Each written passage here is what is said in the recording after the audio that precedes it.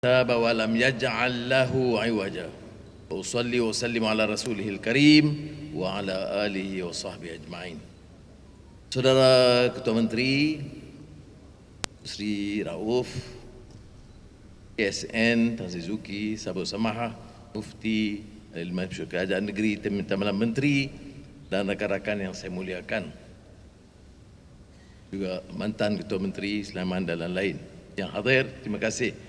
Bersama saya adalah beberapa Ketua Penjawat Awam, KPPE, KSP, KSU Ekonomi, KP ICU.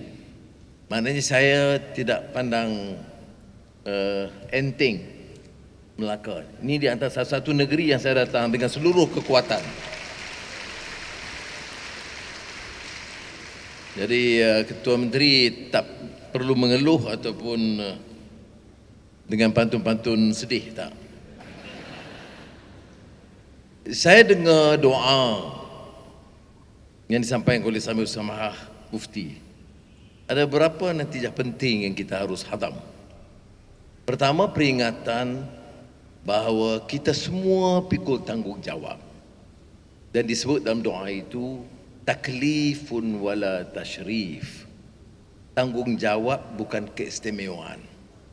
Seringkali kita bila ada jawatan, ya Perdana Menteri atau Menteri atau Esko ataupun ketua-ketua penjawat awam, kita hanya fikir dan tekankan tentang tanggungjawab, keistimewaan. Bila ada jawatan, ada keistimewaannya. Tetapi dalam kaedah yang disebut dalam doa tadi, tumpukan perhatian kita tentang isu pertanggungjawaban. Kullukum ra'in wa kullukum mas'ulun an ra'iyati. Responsibility and not a privilege. Tanggungjawab dan bukan keistimewaan. Taklif wala tashrif. Maknanya kita harus sentiasa bergerak untuk memperbaiki fil amal, memperbaiki tahap kecekapan kita, kesungguhan kita, kerana kita pikul amanah. Negara ini negara hebat, Malaysia. Melaka punya sejarah hebat ulung kerana sultannya, pimpinannya berwawasan, punyai integriti, cinta kepada rakyat, yang melakar program-program yang mampu mengangkat martabat Melaka menjadi sistem pemerintahan agung dan ulung di dunia satu ketika. Tapi bermula daripada pertanggungjawaban.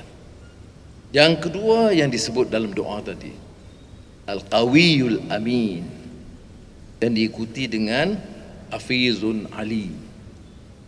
Saya percaya soal amanah, soal kebijaksanaan, wisdom, itu perlu dalam melakar program-program kita.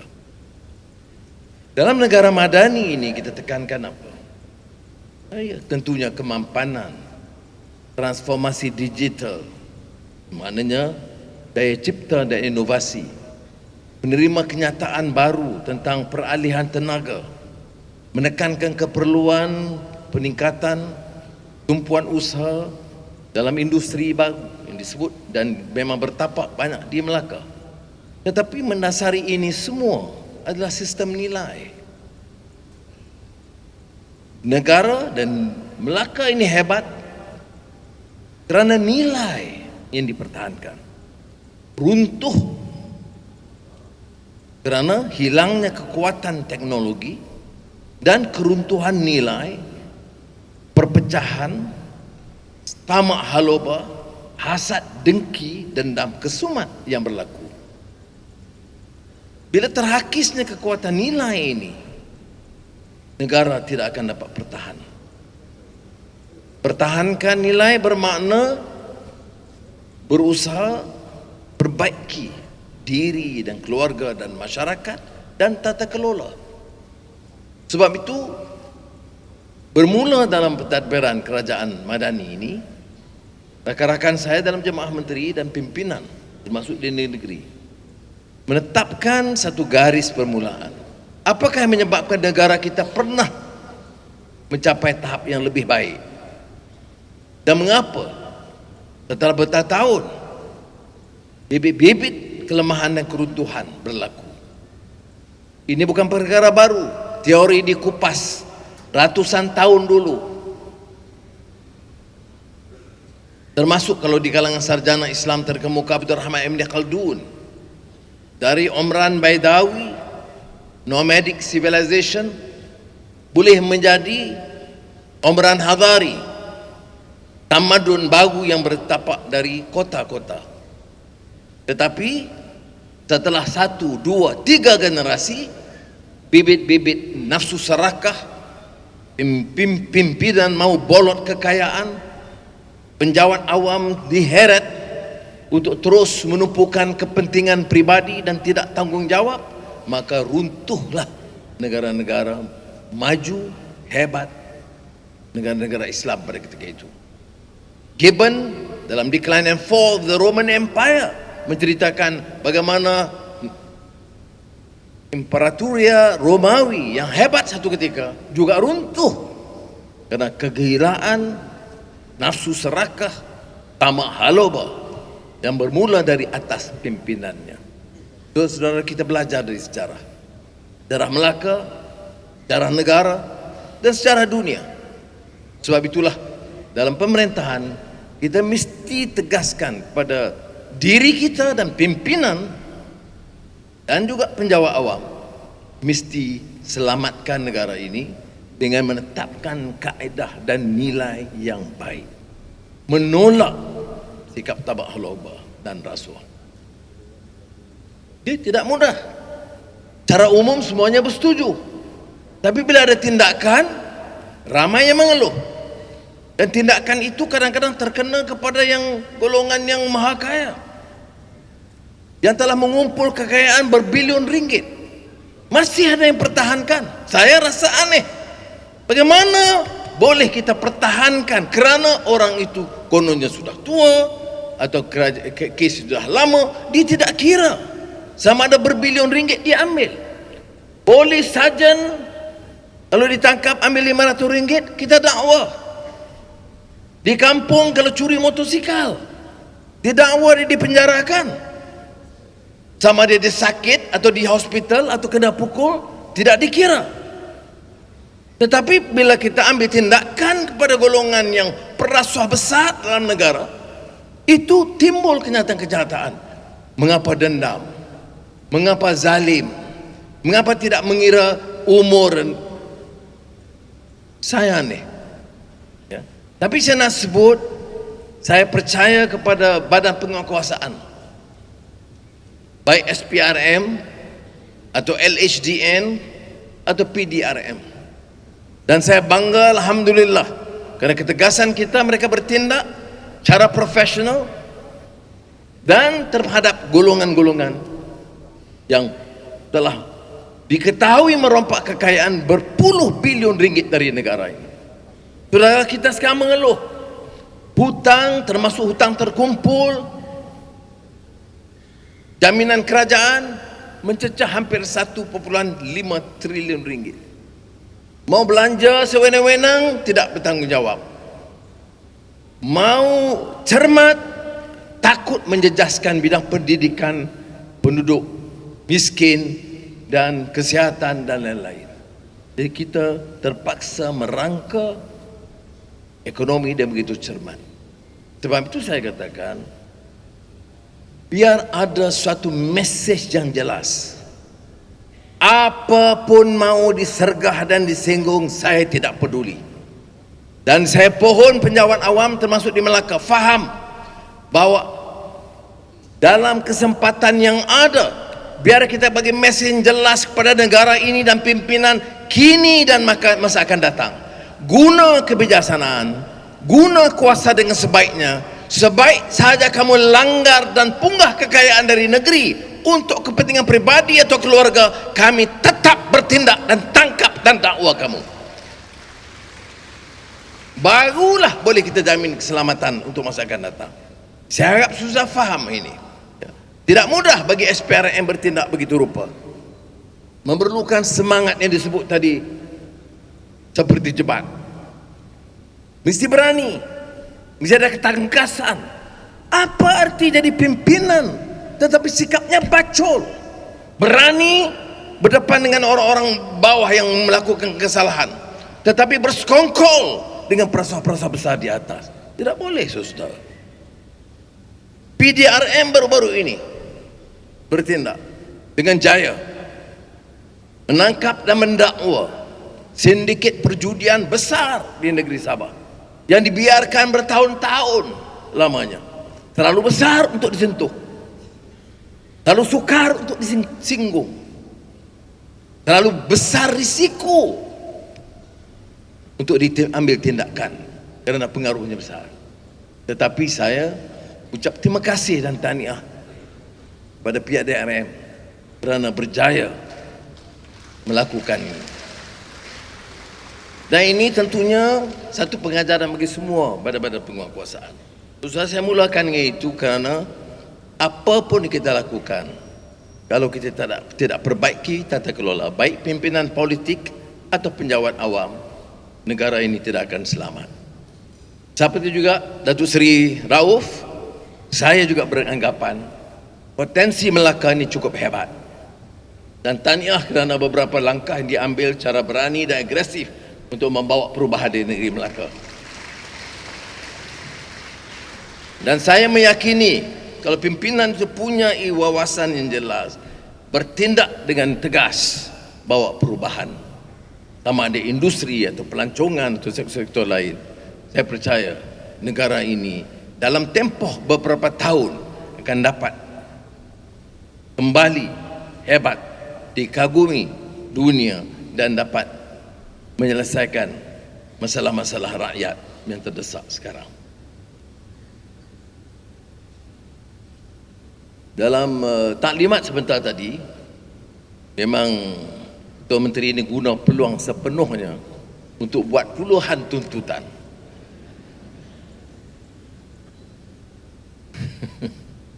Tapi tanda seorang Ketua Menteri yang baik itu dia. Cuma Perdana Menteri letih lah begitu. Tapi dalam banyak tuntutan itu kerana kita akan ikut proses dan saya beritahu dan saya ucap terima kasih kepada KSN dan beberapa kanan turut hadir. Dengar sendiri, kadang-kadang keutamaan yang kita rangka di Kuala Lumpur, Putrajaya tidak sama dengan keutamaan di negeri. Jadi elok sekali-sekali kita turun dan dengar pandangan dan keutamaan. Umpamanya disebut tentang peruntukan warisan tapak UNESCO, ini ada kaitan dengan keperluan meningkatkan Melaka sebagai warisan sejarah yang penting bagi negara kita dan tarikan pelancong yang penting, hubungan istimewa bukan saja dari segi kepulauan Melayu tetapi juga dengan hubungan dengan Chenghe dengan negara China. Maka saya setuju untuk berikan keutamaan di sini dan untuk tujuan ini saja kita luluskan 25 juta ringgit khas untuk ini.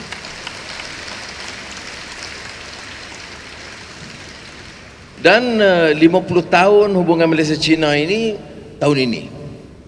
Dan hubungan kita lebih akrab dengan negara China sekarang.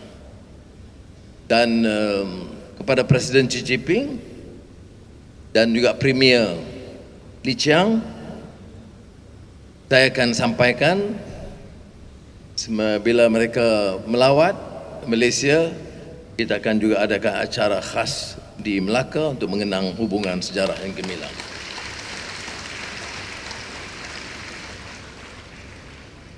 Melaka telah menunjukkan keupayaan TVET dan saya mencadangkan supaya hubungan TVET dengan industri itu dipertingkatkan. Saya telah minta TPM 1 Datuk Seri Zahid Hamidi untuk menyelaraskan kegiatan TVET dan Melaka sebagai negara industri juga untuk meningkatkan usaha kerjasama atau sinergi di antara TVET dengan syarikat yang besar umpamanya Infineon, Honda, CTRM dan untuk pastikan anak-anak kita bukan saja dapat pekerjaan, tapi saya nak anak-anak muda lulusan TVET dapat pekerjaan dengan kadar upah yang lebih tinggi. Dan untuk maksud itu, sinergi dengan syarikat supaya bukan saja setakat RM2,000 sebulan yang biasa, tapi tingkat minimal RM3,500 atau sampai mencecah RM5,000 atau RM7,000.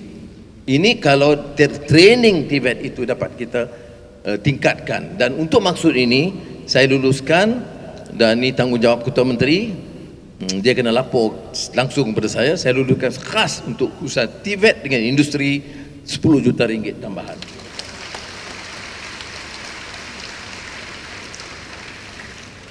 Yang lain itu saya tak mau umum sekarang.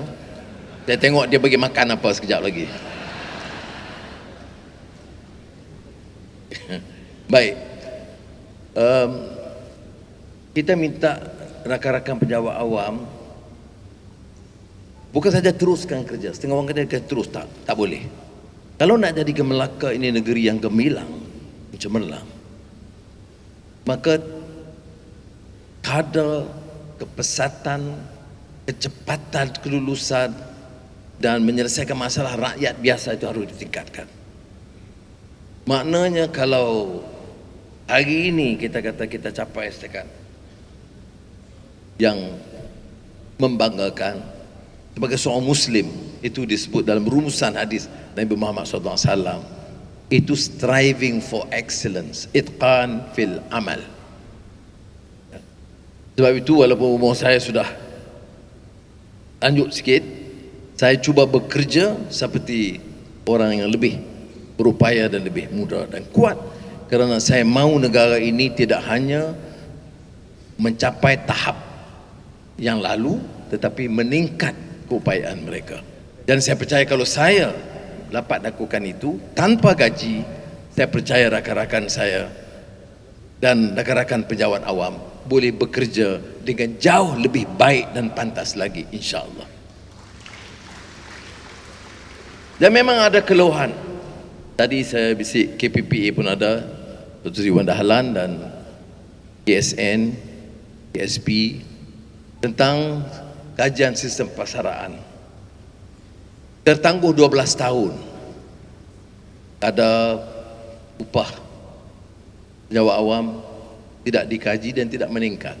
Dari tahun lalu saya bagi jaminan, dan tahun ini sudah sampai ke tahap dan saya percepatkan proses itu. Dan mungkin dalam tempoh 2 bulan kita percepatkan, dan dalam tempoh 3 bulan saya persembahkan, bentangkan kepada jemaah menteri dan boleh diumumkan suku ketiga ataupun selewat-lewatnya suku keempat tahun ini. Sementara itu pada 23 hari bulan ini kita sampaikan RM2,000 bantuan khas kepada semua pejabat awam. Yang pencen RM1,000. RM2,000 itu tidak termasuk Ketua Menteri dan Esko. Baik. Jadi saya tahu sudah lama bersabar, walaupun kita ada kekangan keuangan. Saya tidak fikir munasabah untuk kita minta pejabat awam kerja lebih, kerja bersungguh-sungguh. Kemudian selama 1 dekad belum ada kajian semula sistem persaraan. Oleh itu jaminan telah saya berikan, pengumuman telah dibuat, dan insya-Allah kita akan segerakan.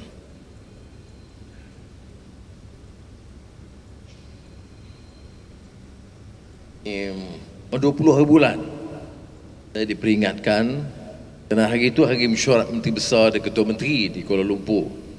Tapi kerana program acara itu malam, dari Tangkak ke Selayang, singgah sebentar di Kuala Linggi. Kalau tidak kerana kasih dan sayang, tidak akan saya sampai kemari 20 bulan. Jadi insya-Allah 20 hari bulan saya ikut serta. Karena saudara, saya tersentuh kerana 20 bulan itu hari persirahan kemerdekaan oleh almarhum Tunku Abdul Rahman Putra Al-Haj, Perdana Menteri. Masa itu masih Ketua Menteri. dan mengumumkannya di pada hilir.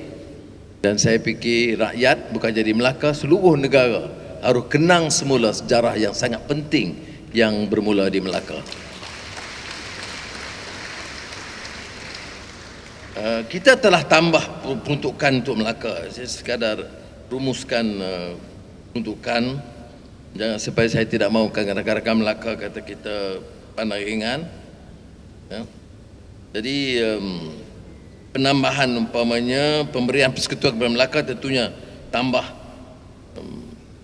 pada 238.7 juta ringgit tahun ini. Ya.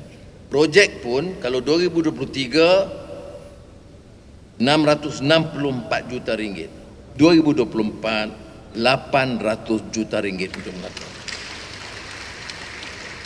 Dan projek-projek baru yang penting kerana masalah yang dihadapi oleh rakyat, rancangan tebatan banjir Sungai Putat 72.8 juta ringgit, program bantuan rumah baik pulih itu 10.1 juta ringgit.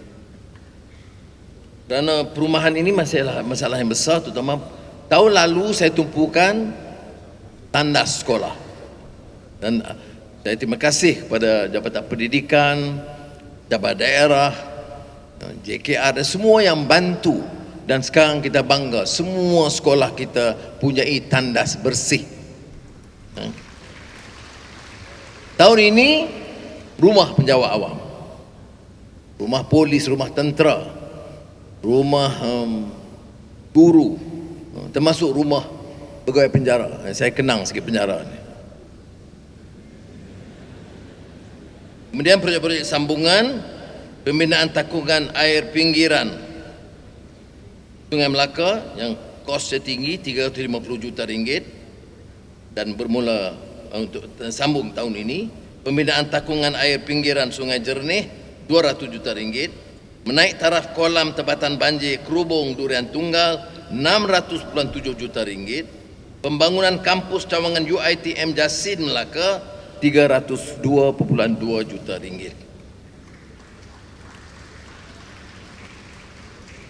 Tak, ini Ketua Menteri dah tahu, tapi kalau tak umum dia kata saya tak pandang berat.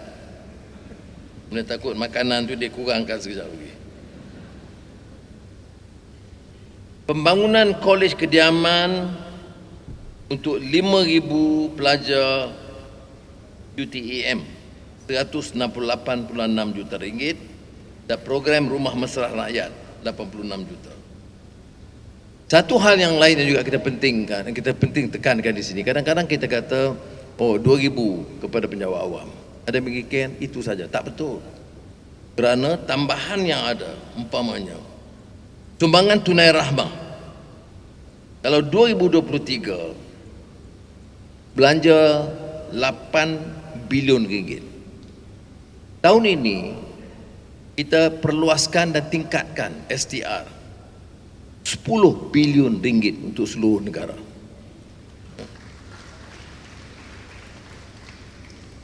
Khusus di Melaka yang penerima STR lebih 267,000 penerima dan kosnya 215 juta ringgit.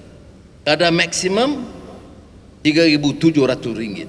Kalau dulu tahun lalu saya naikkan 3,100, sekarang 3,700. Kadar minimum tahun lalu 350, tahun ini 500. Dan kadar bayaran pertama STR tahun lalu 300, tahun ini 500 ringgit. Saya sebut ini tanpa menyebut lagi tentang untuk pekebun kecil getah yang kita tambah, nelayan dan sebagainya. Nak membetulkan kerana ada kempen-kempen yang mengatakan kita tidak prihatin. Saudara, saya pernah jadi Menteri Keuangan dulu dan sekarang tiap belanjawan dan tiap tindakan KSP ada. Kita cari jalan bagaimana nak tambah beban peruntukan untuk rakyat. Sebab itu sudah fikir dalam 1 tahun kita boleh tambah 2 bilion STR dalam keadaan kekangan ekonomi. Jadi sedaya upaya kita lakukan, saudara. Seperti mana nasihat kalau pakar-pakar ekonomi political economic analyst bagi tahu saya saraan gaji pejabat awam ni tak payahlah sekarang, biar keadaan ekonomi pulih. Betul dari segi teori ekonomi. Tapi bagi penjawat awam, bagi rakyat di bawah, dengan kos sara hidup, dengan masalah pendidikan dan sebagainya, dan kadar kajian persaraan yang tidak berlaku lebih pada 10 tahun, saya tidak fikir adil. Sebab itu dalam keadaan itu pun kita masih lakukan. Jadi saudara, saya harap ini sebahagian yang saya umumkan, dapat perhatian saudara. Tumpulah perhatian kita. Tudahlah dengan pencah politik tidak berkesudahan. Tumpu. Masa pilihan raya, buat pilihan sendiri. Sekarang tumpu untuk bangunkan negara. Dan jangan teruskan dengan sumpah seranah dan fitnah dan maki hamun apa yang berlaku. Hari ini umpamanya di Mahkamah Persekutuan, Mahkamah Persekutuan terpaksa memberi keputusan tentang rayuan oleh seorang dari Kelantan untuk minta Mahkamah Persekutuan melihat pindaan yang diperkenalkan oleh Kerajaan Negeri Kelantan tentang peningkatan hukum syariah. Apa yang berlaku di luar mahkamah ialah kempen mengatakan keputusan ini menentang syariah. Padahal saya dah terangkan di parlimen dan dalam kenyataan Ketua Hakim Negara hari ini dalam keputusan cukup jelas. Dia tak ada kena-mengena dengan syariah. Dia tentang kuasa negeri. Katalah Dewan Undangan Negeri bulan depan Ketua Menteri buat beberapa undang-undang baru yang bercanggah dengan kuasa negeri dan kuasa perlembagaan persekutuan, maka boleh dirujuk dan Mahkamah Persekutuan akan dapati sekiranya bercanggah akan membatalkan. Dia tak kira tajuk apa, tajuk apapun. Ada kuasa persekutuan, ada kuasa negeri. Persekutuan memang kuasanya banyak, tetapi kalau nak masalah tanah tak boleh, ini kuasa negeri. Masalah agama negeri, masalah negeri. Jadi ada bidang kuasa masing-masing. Apakah tidak diketahui oleh pemimpin-pemimpin parti pembangkang? Dia tahu. Tapi nak gunakan sentimen supaya orang Islam merasakan kerajaan pimpinan Anwar ini memang menentang syariah. Padahal tidak kena mengena dengan kita. Undang-undang Negeri Kelantan yang cabar orang Kelantan. Kebetulan ahli muafakat nasional. Dia cabar di Mahkamah Persekutuan. Mahkamah Persekutuan, bukan kabinet, bukan Perdana Menteri. Dan nak tanya sama ada undang-undang itu ikut sah dari segi proses atau tidak. Dan Mahkamah memutuskan dari segi bidang kuasa dan proses tidak betul. Apa yang dilakukan oleh kerajaan terdahulu Perikatan Nasional, dia tak bantah. Ini berlaku semasa mereka. Ini berlaku tahun 2020 dan 2021. Tidak dibantah, sekarang dibantah. Dijadikan bahan politik. Dulu tidak ada tindakan di peringkat jawatankuasa kebangsaan untuk mengkaji bidang kuasa mahkamah syariah dan kuasa tentang hukum syariah. Sekarang sudah ada. Kita rujuk kepada kabinet putuskan, setuju, rujuk kepada Majlis Kemajuan Islam yang untuk pertimbangan Majlis Raja-Raja Melayu dan sekarang dipengusikan oleh Sultan Selangor, pengusi MKI, dan saya sebagai timbalan pengusi di situ. Apa peranan dia? Untuk memutuskan peranan dan meningkatkan peranan mahkamah syariah dalam negara kita. Jadi saudara, isu dia apa? Isu dia bidang kuasa negeri, bidang kuasa persekutuan. Dimainkan oleh pembangkang apa dia? Kita menentang syariah. Dan orang yang tidak tahu hukum akan guna ini begitu juga. Berapa minggu yang lalu saya buat kes lembaga pengampunan. Ini semua peranan Perdana Menteri dan Menteri Kabinet. Kabinet tidak pernah membincangkan. Saya hanya melaporkan minggu lalu setelah keputusan dibuat. Keputusan lembaga pengampunan didengar oleh Yang di-Pertuan Agong. Tapi keputusan Yang di-Pertuan Agong itu muktamad. 41, 2 dalam kurungan perlembagaan negara. Tetapi apakah orang tidak tahu? Dia tahu. Tapi dipolitikkan. Lebih bahaya seperti mana yang berlaku hari ini, buat perhimpunan di depan Mahkamah Persekutuan, seolah-olah kerajaan hari ini yang menentang syariah Islam. Yang berlaku tahun 2020, 2021. Yang memutuskan tu Mahkamah Persekutuan berdasarkan undang-undang. Yang mengkaji untuk pindah undang-undang ini sekarang, kerajaan sekarang. Tidak dibuat dulu oleh Kerajaan Perikatan Nasional.